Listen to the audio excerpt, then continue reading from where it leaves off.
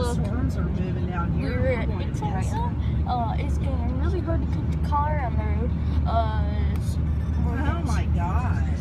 I'm on the highway here, going by, I'm lying down to like Lucius. I can't really, I'm by this bit on that new subdivision. It looks like there's a tornado forming. Look at that. Oh no. And like, it just started bombing, and I know storms early, and it doesn't really start blowing until the tornado's forming. Do what? So I'm very scared, kind of. I'm not scared, but I'm nervous. The what? This is messed up. I'm just waiting for the sirens. I need some ear mufflers. I need some ear mufflers. I don't want to hear them. I'm heading to the attorneys right now. Please don't want to hear it. This is messed up. Hi. This is really messed up.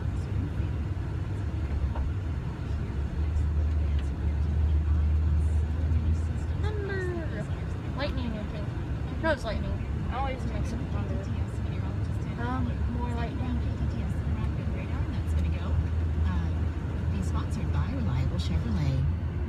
Well, we have thunderstorms which are primarily east of town. Now, I say that, but if you're in Springfield, you're in Christian County, Greene County, you're seeing this amazing dust front moving through these rolling, bubbling clouds. They, in and of themselves, are not severe, but they're sort of an eyebrow-raising sort of event. They'll produce 40, even 50-mile-per-hour wind gusts as they continue to move southwest. So from the northeast toward the southwest, which only in summer do we get sort of those weird thunderstorm directions out of some of these cells. Now, if you look at KTTS Interactive Radar, you see the heaviest cells themselves are from Rogersville, just south of Highway 60, south of Portland, around Diggins, and also around the Seymour area. And those actually may be producing slightly bigger wind gusts, maybe 60 or 70 mile per hour winds.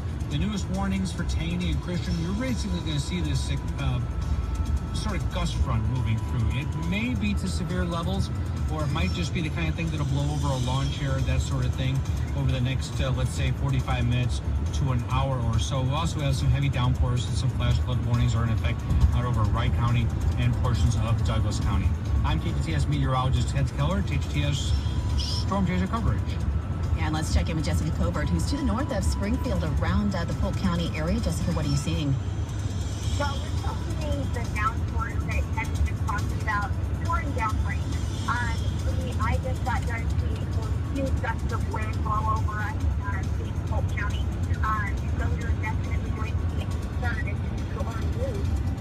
So I hope that everybody that's out. Hopefully it'll be clear by the time we get home. But yeah, the biggest thing here is just pouring down rain and a lot of wind. John Thomas, Springfield. John, what are you seeing at Springfield? Jessica, thank you. I'm in northeast Springfield right now in the area of North Glenstone and the Chestnut Expressway. And Ted was talking about the winds. They are blowing very strong here. In fact, looking at some of the flags I'm seeing that's still flying around, they're sticking straight out, hardly even flapping at all, but sticking straight out. No real rain yet, but I felt a few little sprinkles here and there. It is very dark with all those ominous clouds out there, and there's another bit of lightning. I've been seeing a lot of lightning in the northeast and east of Springfield at the present time. I'm John Thomas, KTTS Storm Chaser coverage. When the weather turns bad, depend on the Ozarks official weather radio. 94.7 FM, today's KTTS. Well, this is what you get for when it's really hot out. Oh crap, this is messed up. Hopefully by the time we get over towards Springfield, it'll be clear. Because I think it's already dawned on them.